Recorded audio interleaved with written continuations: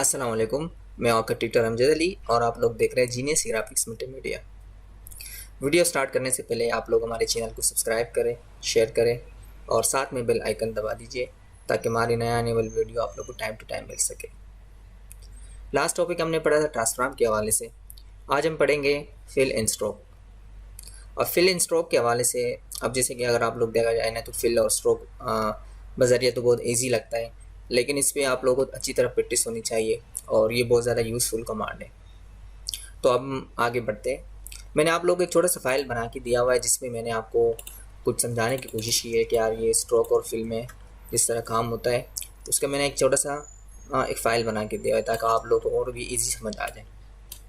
अब जैसे मैं चाह रहा हूँ कि सर मुझे इस ऑब्जेक्ट के ऊपर अगर आप देखेंगे ना तो यहाँ लिखा हुआ है जस्ट स्ट्रोक, यहाँ लिखा क्या लिखा है जस्ट फिल, और यहाँ लिखा है फिल एंड स्ट्रोक। अगर आप तवज्जो के साथ देखें, अब जैसे मैं किसी भी ऑब्जेक्ट को सेलेक्ट करता हूँ, मैं जस्ट स्ट्रोक को सेलेक्ट करता हूँ, तो यहाँ पे अगर मैं चाहूँ कि यार मुझे इसमें फिल ये वाइट है और ये भी वाइट है, बैकग्राउंड भी वाइट है, अंदर वाइट नज़र आ रहा है, तो कुछ समझ नहीं आ रहा है, इसको मैं देखना चाह रहा हूँ कि इसमें फिल मौजूद है या नहीं है।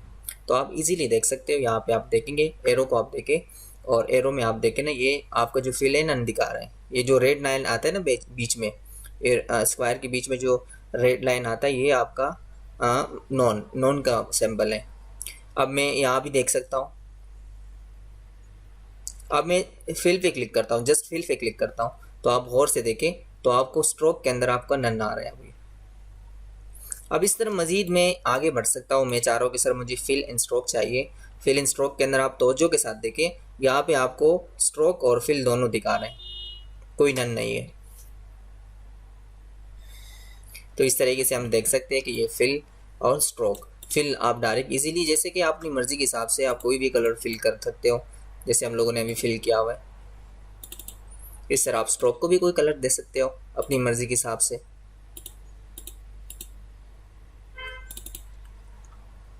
या आप दोनों का कलर भी चेंज कर सकते हो, यहाँ से भी कर सकते हो। यहाँ आपको सिर्फ डबल क्लिक प्रेस करना है।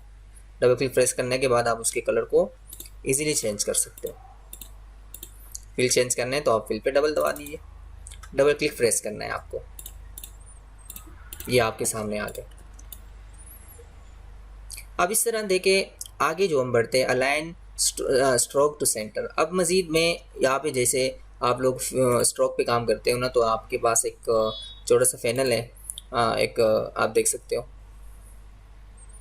अब यहाँ से देखो आप स्ट्रोक का विड्थ बढ़ा सकते हो, उसके कैप के ऊपर काम कर सकते हो, कॉर्नर पे काम कर सकते हो, अलाइन स्ट्रोक के ऊपर काम कर सकते हो, डैश लाइन के ऊपर काम कर सकते हो, एरो हेड्स के ऊपर काम कर सकते हो, स्केल अलाइन और प्रोफाइल के ऊपर काम कर सकते हो। अब मैं चाह रहा हूँ मुझे ये पैनल अलग से चाहिए, तो आप विंडो में जाके यहाँ से आप स्ट्रोक ले सकते हो। शॉर्टकट आपको मिलेगा आप और से देखे तो जो के साथ कंट्रोल F10 के साथ आप इसको ओपन कर सकते हो। यहाँ से भी इजीली हो सकता है। ये बाज़ औक़ात होते हैं ना कि इसमें आपको ये सारे ऑप्शंस क्लोज होते हैं, तो उसको यहाँ से हाइड करना, शो करना। अब मैं यहाँ पे देखो ये गाइडलाइन है, गाइडलाइन को मैं डिलीट कर देता हूँ। कंट्रोल R के साथ रूलर जो है ना आपका हाइड और हाइड होता है। यहाँ मैं गाइडलाइन लेता हूँ, गाइडलाइन और ऑब्जेक्ट को सेलेक्ट कर देता हूँ। आपका ऑब्जेक्ट को मैं जैसे कि हम लोग बनाते हैं ना अलाइन सिलेक्शन जो होता है ना की ऑब्जेक्ट बनाते हैं, इसको आप नीचे लेके आए। अब यहाँ देखें मैंने इसको की ऑब्जेक्ट बनाया, इसको टॉप पे लेके गए। आप लोगों को सिर्फ समझाने के लिए कि अलाइन स्ट्रोक्स टू सेंटर क्या होता है और अलाइन स्ट्रोक टू इनसाइड क्या होता है और अलाइन स्ट्रोक टू आउटसाइड क्या होता है। अब तवज्जो के साथ अगर आप देखेंगे ना तो आप लोगों को ईजीली समझ आ जाएगा कि आपके पास एक ऑब्जेक्ट मौजूद है जिसके अंदर ये देखो ये आपका ऑब्जेक्ट है, ये या फिल एरिया है। वो स्ट्रोक जो आ रहे हैं ना वो इसके सेंटर में आ रहा है, आधा फिल के ऊपर आ रहा है, आधा आउटसाइड आ रहा है। अगर आप इधर आ जाते हो तो ये देखिए ये इनसाइड आ रहा है, ये फिल के ऊपर ही आ रहा है।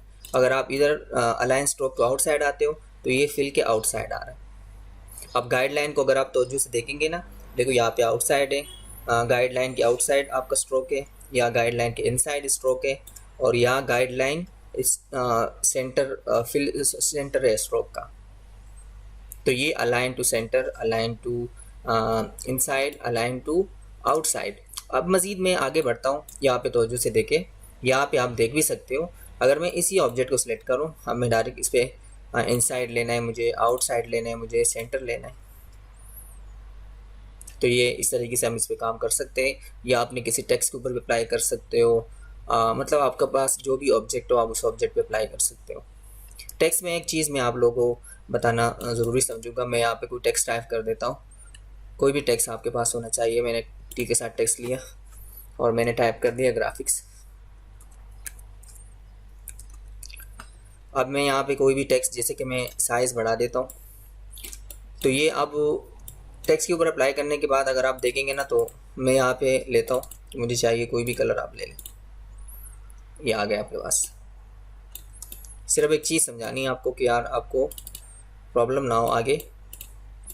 अगर गौर से देखेंगे तो ये स्ट्रोक इस पर आया हुआ है, लेकिन स्ट्रोक पैनल में जाके यहाँ पे इनसाइड जो है ना, अलाइन टू इनसाइड और अलाइन टू आउटसाइड, ये क्लोज आ रहा है यहाँ पे। तो आप चाह रहे हैं कि मैं अपने टेक्स्ट के ऊपर इसको ओपन करना चाह रहा हूँ, तो इसके लिए आपको इस टेक्स्ट को कन्वर्ट करना पड़ेगा शेप के अंदर। तो उसके लिए आप ऑब्जेक्ट में जाएंगे और इसको एक्सपेंड करेंगे। क्या करेंगे? एक्सपेंड करने के बाद आप इसकी फिल और ऑब्जेक्ट को एक्सपेंड कर लीजिए। अब ये एक शेप में कन्वर्ट हो गया आपका।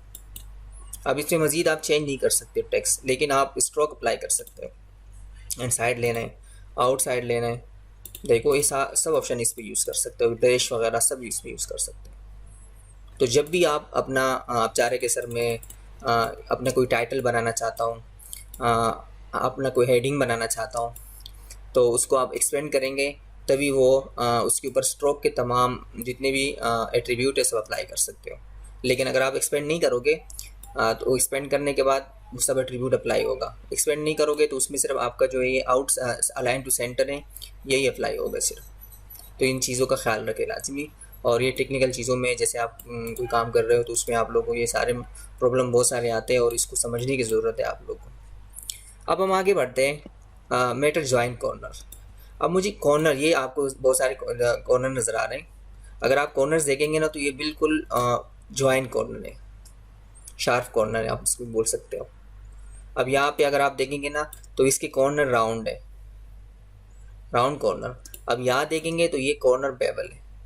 तो आप इजीली देख सकते हो, जब आपकी ऑब्जेक्ट सेलेक्ट कर देते हो तो यहाँ पे आपके सामने कॉर्नर में ज्वाइन कॉर्नर लेना, मेटर ज्वाइन लेना, राउंड कॉर्नर लेना और बेवल कॉर्नर लेना। तो इस पर आप इस तरीके से काम कर सकते हो।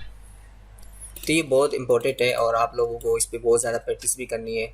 इस तरह अगर आप लोग देखेंगे ना तो ये इजी लग रहा है, लेकिन आप लोग प्रैक्टिस करोगे, अपने असाइनमेंट के अंदर यूज़ करोगे तो ये आपको उस टाइम बहुत मज़ा आएगा। और इसमें मैं आपको बहुत कुछ बना के भी दिखाऊंगा इंशाल्लाह। अब इस तरह हमारे पास है डॉटेड लाइन। डॉट लाइन आप देखिए, इसमें जब भी आप कोई डॉट लाइन बनाते हो ना तो यहाँ पे आपको एक चीज़ तो से देखनी है। यहाँ पे जो लिखा हुआ है वेट, जो वेट लिखा हुआ है ना, इस वेट के साथ आपको, जैसे कि आप लिखा वेट, यानी वेट, तो अपनी लाइन की वेट को मोटा करना, स्ट्रोक बढ़ाना, उसको मोटा करना, आसान लफ्ज़ों में बोल सकता हूँ, या उसको वज़न बढ़ाना। तो यहाँ देखिए हम जैसे कि स्ट्रोक डॉटेड लाइन के ऊपर आ रहे हैं। डॉटेड लाइन के अंदर अगर आप देखेंगे ना, यहाँ पे ये डॉट जो है ना बिल्कुल राउंड है, यहाँ पे वो थोड़ा डैश टाइप लग रहा है। तो इसमें आपको बिल्कुल सिंपल आपको ये देखना है कि जब आप चाहते हो कि सर मुझे कोई डॉट लाइन बताना है या मतलब इन्हें डॉट राउंड चाहिए मुझे, तो यहाँ पे आप देख सकते हो, जैसे कि मैं चाह रहा हूँ, इसकी आप सेटिंग देख रहे हो मैंने क्या रखी हुई है। यहाँ मैंने देखो राउंड डॉट के लिए जिस मैंने वेट दिया हुआ है, और यहाँ पे देखो गैप सिर्फ 3 mm का दिया हुआ है। अब गैप को और भी बढ़ा दे, कोई प्रॉब्लम नहीं है। वो गैप सिर्फ बिटवीन 2 डॉट का जो गैप है ना, वो आपको बता रहा है कि कितना आपको चाहिए। तो आप यहाँ से देखो, अगर इसको मैं 0 कर देता हूँ, अब जैसे मैं इस पर आता हूँ, सेकंड वाले पे आता हूँ, तो आप देख सकते हो, यहाँ देखें। अब इसमें एक और भी टेक्निकल पॉइंट ये है कि जैसे कि आप चाह रहे हैं कि मुझे ये जो डॉट जो है ना बिल्कुल डॉट की तरह लगना चाहिए मुझे, तो आप अगर इस पर आप जाते हो ना कि इसको 1.5 करते हो, तो अब ये डॉट नहीं लग रहा है। तो इसके लिए मेन चीज़ क्या रखना है, जो आपका वेट होगा, यानी आपने जो वेट रखा हुआ है वो आपको डैश के अंदर भी वही साइज़ रखना है आपको। जैसे मैं 3 mm करता हूँ ना तो ये इस तरफ फैला हुआ है, अब मैं 2 कर देता हूँ ना तो ये सेम से सेम आ रहा है। देखिए अब इस तरह मैं इसके यहाँ पे एग्जिट डैश जो है ना, गैप लेंथ वगैरह, इसको यहाँ से थोड़ा एडजस्ट कर सकता हूँ। तो ये आप इजी तरीके से यूज़ कर सकते हो। आप चाह रहे सर मुझे चाहिए फॉर एग्ज़ाम्पल मैं इसको दोबारा से, अब मैं इसको चाह रहा हूँ कि सर मुझे किस में कन्वर्ट करना है, डॉट में कन्वर्ट करना है। तो आप तो जैसे देखें, यहाँ मैंने क्या कर दिया 0, यहाँ मैंने क्या कर दिया 2 कर दिया, 0 0 और 0 और 0, और यहाँ से मैं राउंड कर देता हूँ। ये लाजिमी कैप आपको क्या चाहिए, राउंड चाहिए। अब मैं इसको साइज़ छोटा कर सकता हूँ कि थोड़ा सा वेट कम हो जाए इसका। इस तरह डॉट में आ गए। तो ये भी बहुत ज़्यादा यूज़फुल है और आप लोग उसको इस तरीके से यूज़ कर सकते हो। इस तरह मज़ीद हम लोग आगे बढ़ते हैं एरो के हवाले से। एरो में आप तवज्जो के साथ देखें, एरो में आपको यहाँ पे नज़र आ रहे हैं एरो हेड्स, जिसमें आपको मतलब इन्हें आप स्टार्ट और एंड भी कह सकते हो। और यहाँ देखें, जैसे मैं चाह रहा हूँ कि सर मुझे ये एरो चाहिए, ये एरो चाहिए, या मज़ीद मैं ये एरो लेना चाहता हूँ। साइज़ छोटा करने के लिए अब जैसे ये स्केल, ये आपके एंड का स्केल है और ये स्टार्ट का स्केल है, या इसको टेल और हेड भी कह सकते हो आप। जैसे मैं चाह रहा हूँ मुझे 50 चाहिए, मुझे चाहिए 100 चाहिए। अब इसमें देखो, अगर आप तवज्जो के साथ देखेंगे ना, तो ये जहाँ पे ये स्ट्रोक आपका ख़त्म हुआ है वहीं से आपका एरो बनी हुई है, देखो वो इसकी वजह से, कैप की वजह से। ये आपको बट कैप चाहिए, यानी आप चाह रहे हैं कि सर ये जिस बट, इसका जो बट है जिस जगह पे ख़त्म हो जाए वहाँ से आपको इसका एरो बनाना है। तो ये आप यहाँ ले सकते हो। आप चाह रहे नहीं सर मुझे प्रोजेक्शन कैप चाहिए, तो प्रोजेक्शन से ये होता है ना कि आप जब इसको सेलेक्ट कर लीजिए, यहाँ मैं इस पर क्लिक करता हूँ, सॉरी,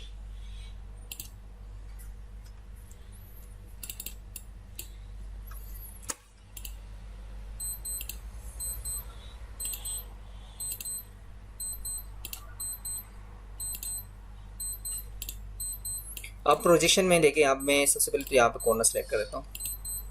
अब देखें,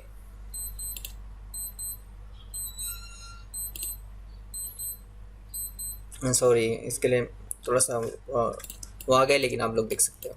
अब जैसे मैं चाह रहा हूँ कि सर मुझे यहाँ से स्टार्ट हुआ है, इस तरह आप देखो अलाइन में देखो ना, आप चाह रहे सर मुझे extend arrow to behind of the path.